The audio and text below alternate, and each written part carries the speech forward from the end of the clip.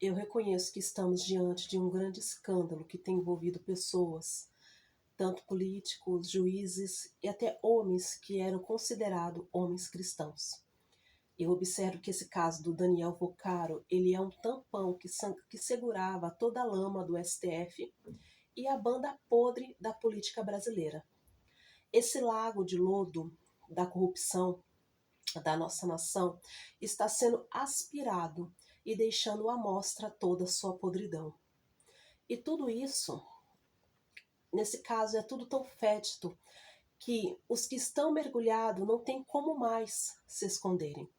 Não tem como mais disfarçar a participação dessas pessoas em toda essa situação que tem envolvido a nação brasileira. Mas, ao meditar a Bíblia, eu tenho visto que o quanto existem versículos, mensagens que falam a respeito da corrupção humana.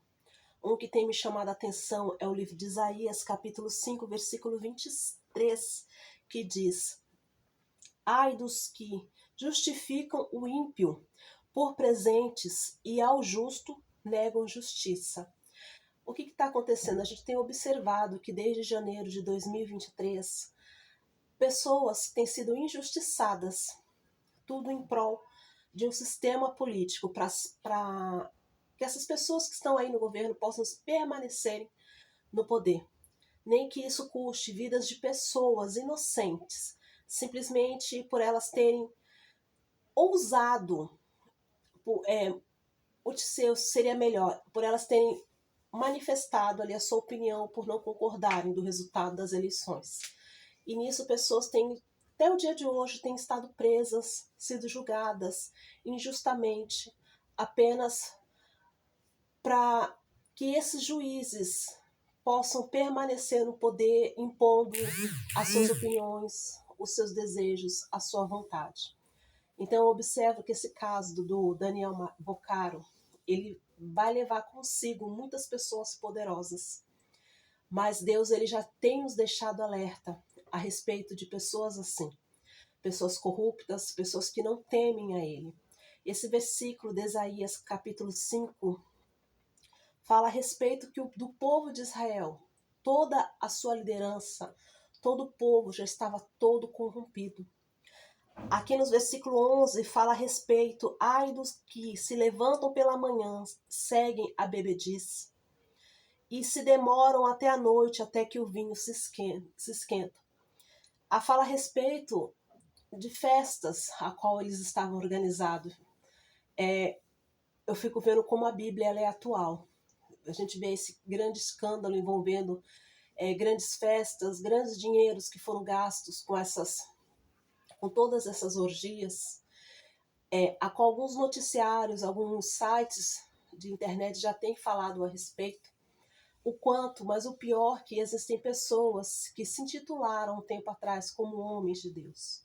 Isso que entristece, porque foram pessoas que tiveram a oportunidade de trazer o Evangelho de Cristo com pureza, com sinceridade, em santidade, mas não, preferiram se corromper, preferiram deixar-se levar pela ganância, pela soberba ou pela certeza da impunidade, se esquecendo que há um Deus que é justo sobre a terra e aquele que não suporta a injustiça e aquele também que está disposto a pelejar por quem é inocente. Então, a igreja brasileira, infelizmente, muitos crentes estão inseridos nesse escândalo. E por essa palavra do livro de Isaías, Deus ele fala que ele trará o seu juízo, a sua justiça sobre esta questão. E não vai ser diferente. Muitos podem achar que eles ficarão impunes, mas não. A mão de Deus virá. Mesmo que a da terra se dobre, faça o possível e o impossível para tentar inocentá-los, entre aspas, não vão conseguir, porque a mão de Deus já está vindo sobre eles. E o tratar de Deus sobre a vida deles será severo.